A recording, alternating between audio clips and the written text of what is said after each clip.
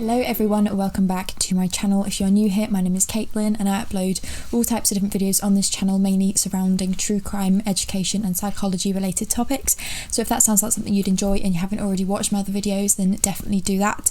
And I do also have a second channel where I upload beauty, fashion and lifestyle content over on there. So today I'm back discussing another true crime case, and for today's case we're going to be discussing that of Alexandra WIWCHARUK. I apologise if I mispronounce it at any point, but I'm just going to run through my usual disclaimer now that I include at the start of all my videos, where I basically just let you guys know that I'm not claiming to be an expert in this case or any of the other cases that I cover over on my channel. I'm simply relaying the information I'm able to find myself through research on the internet, and because only certain sources are accessible to me, it means I may get things wrong, leave things out or mispronounce things.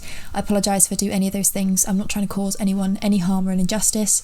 I'm simply working with the information that I have available to me. So with that disclaimer out the way, let's just go ahead and start discussing the case of Alexandra WIWCHARUK. Alexandra WIWCHARUK was born on the 20th of April in 1939 in a place called Endeavour in Saskatchewan. She was one of 10 children, her having been the youngest of the family, and they were raised in a rather traditional Ukrainian family. Alex grew up to be particularly academically gifted, and her parents sent her to enroll in the Saskatoon Technical Collegiate High School just over 200 miles from where she lived. She did well in school and she was an active member in the school's drama club, but above all else, Alex had dreamed of becoming an air stewardess. Sadly, she realised quite young that being 5'1", she was too short to meet the requirements at the time. Instead, when she was 20 years old, she decided to move herself to Yorkton and enrolled herself in the nurses training course in the Yorkton Union Hospital School of Nursing. She graduated this course 2 years later, and to her family this was a huge achievement. She had been the only member of her family that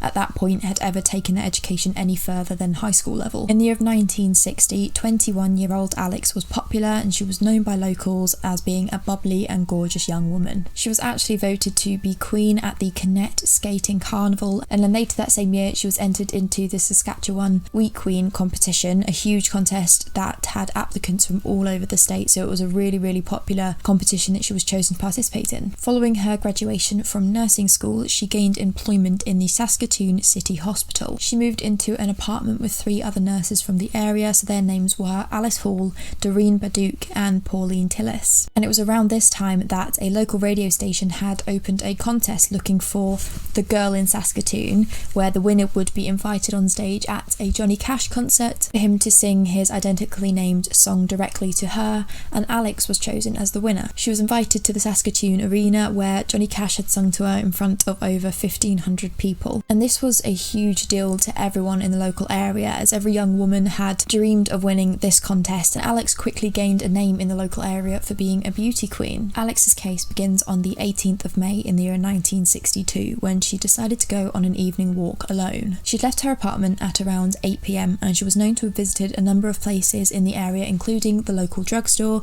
sometime between 8:30 and 9:15 that evening. The next known sighting had been when she'd walked past a group of boys who were fishing on a nearby fisher bank, and this was at some point between 9 and 9:45 PM, according to these young boys. Concerns had arisen instantly when Alex's friends and colleagues noticed that she hadn't turned up for her night shift at the hospital later that evening, and she'd never returned to her apartment. There had been no sign of Alex for around 2 weeks, when on the 31st of May in 1962, a set of remains were found in a shallow grave around 6 blocks from her apartment. The body was very quickly identified as belonging to Alexandra WIWCHARUK, and the remains were sent for an autopsy to be carried out. It was determined that she had died before 10 PM the evening that she'd gone missing, and she'd suffered a brutal blow to the skull from a heavy object, likely a concrete block, at some point prior to her death. This injury had not been her cause of death, however, and it was determined that she had died as a result of suffocation. They concluded that sadly she had been alive while buried in the shallow grave, and the inhalation of dirt had been what caused her to stop breathing. And the hunt for Alex's killer began instantly, and the Saskatoon Police Department began to set out piecing together potential suspects that may have both been known and unknown to Alex. In total, the report of potential suspects had featured over 1,000 names, and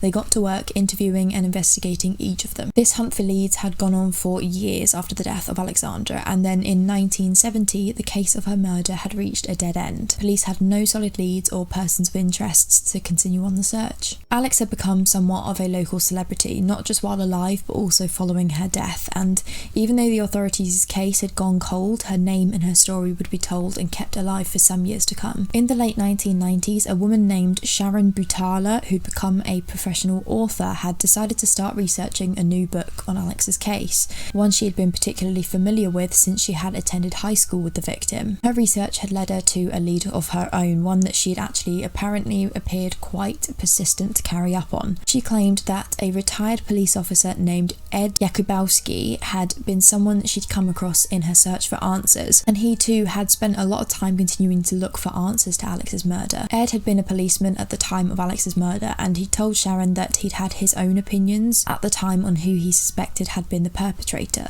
suspicions that he was able to then chase up himself further as he increased ranks in the police department. According to him, his attempts to provide any answer had failed, and he'd retired in the 90s, but he didn't fail to remain focused on who had committed the crime. In 1998, Ed had actually filed a formal complaint stating that the police department's job of handling a number of unsolved cases in the area, including Alex's, was less than satisfactory and almost criminal. And in response to this complaint, the Attorney General had introduced a new approach in which the police cold squad was developed, who were a team who would focus on solving these cold cases, but sadly no answers in Alex's case could be given. Around the same time, DNA from the original 1962 crime scene samples were retested in the hopes of updated technology and techniques providing something new, but this attempt too had failed. In the early 2000s, the concept of using the original DNA samples to carry out an advanced analysis were introduced since technology had advanced, and they began to search for answers provided by DNA as to who was responsible for Alex's death. Since there had been no updates until 2004, I'm assuming they hadn't initially been able to link any form of DNA to a known perpetrator or murderer. In 2004, the Saskatoon Police Department were given the permission of the family of Alex to exhume her remains, where they discovered hair that was missing from the initial collection of DNA, hair which could then be tested as a sample. And following the exhumation of the remains, a lab called Molecular World discovered a set of DNA in 2007 that had not matched Alex's, and more suspects were examined by the police department. Firstly, Billy McGaffin was reinvestigated from the original set of remains, and he had been one of the young boys who had seen Alex walking while they were fishing at the local riverbank. Since he had died in 1998, his daughter and brother provided the authorities with DNA samples, and his name was ultimately cleared as a suspect since there was no match. Another suspect re-examined was a man named Leslie Clarkson. In 1962, at the time of Alex's murder, Leslie was already on the police's radar despite only being a teenager at the time. By 1962, he had served a number of jail sentences for a total of 19 sex offence charges, including indecent exposure and indecent acts. And he'd fallen on the suspect list relating to Alex's murder, as in one of his previous offences, during a relation with a 15-year-old girl,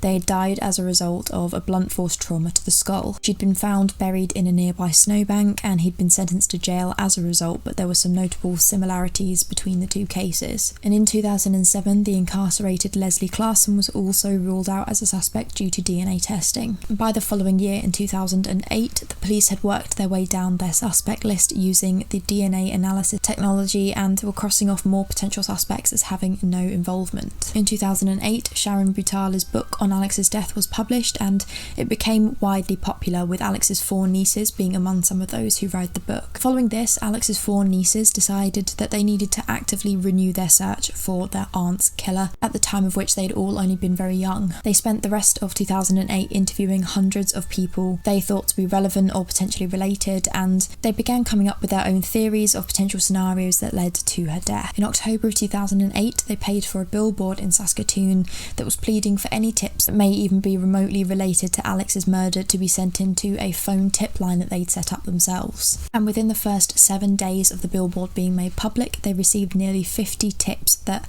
they could then follow up on themselves, which I do think is incredible considering how many years had passed, and I genuinely have so much respect for these 4 women taking their search into their own hands. According to some sources I read, the women had narrowed down to a finalised list of 3 suspects that they believed to have been potentially involved in the murder, one of which being deceased. I've not been able to find any specifics relating to the theories that these women have come up with themselves or even their list of suspects, but I can only assume this is because they planned on furthering their own investigation all these years later. Aside from this, there's very little information available relating to Alex's murder case, but I do hope that by making this video I can do my part in sharing her story and keeping her name and face out there. So let me know your guys' thoughts on this case below. It's definitely one that there really isn't a lot of theories because there's just no indication whatsoever of what could have happened to the young woman. So I really do hope, for Alex's family's sake, that there are some answers soon. Thank you guys so much for watching. I hope you found this interesting, and I will see you guys very soon for another video. Thanks for watching. Bye.